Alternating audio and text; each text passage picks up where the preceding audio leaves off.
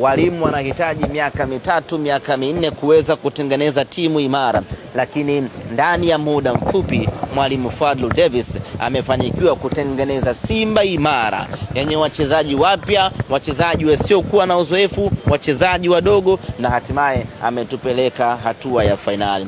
Kwenye timu hii ukitoa Matola na Patrick Raymond meneja, waliobaki wote walikuwa wageni, lakini pamoja na ugeni wao wameweza kutengeneza Simba iliyokuwa imara na tishio, na hatimaye tumecheza fainali. Ndiyo maana tunaweka wazi ya kwamba sisi kwenye mioyo yetu, kwenye fikra zetu tunasema ya kwamba sisi ni mabingwa wa Afrika msimu huu, kwa sababu tumetimiza malengo yetu. Hili limekwisha.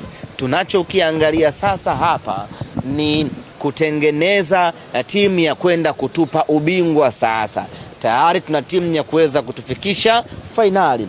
Paliko baki ni timu ya kwenda kutupa ubingwa, na ili tuweze kufanikiwa hilo, standard mpya ambayo tumeiseti hivi sasa, niwaambie ndugu zangu waandishi wa habari, standard yetu tunapoanza michuano ya kimataifa, break yetu inakuwa ni fainali ya michuano ya Afrika. Hiyo ndiyo standard mpya ya mnyama ambao tumeiweka hii leo. Msimu huu kimataifa tumemaliza, tunajipongeza na tunakwenda kujipanga kwa wakati ujao.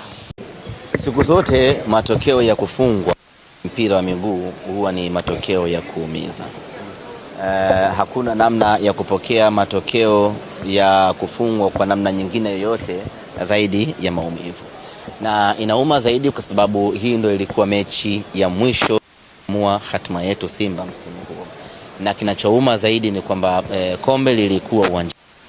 Kombe jipya limeondoka, tumelikosa. Sisi Simba Sports Club tuna maumivu makali mno, lakini katika mioyo yetu sisi wana Simba tunajihesabu kama ni mabingwa msimu huu, tunajihesabu ni mabingwa wa Afrika msimu huu. Kwa nini hivyo?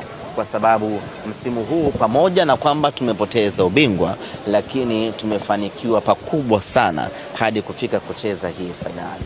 Ndio maana kwenye mioyo ya wana Simba hatuna deni na wachezaji wetu, hatuna deni na viongozi wetu, wala hatuna deni na benchi la ufundi.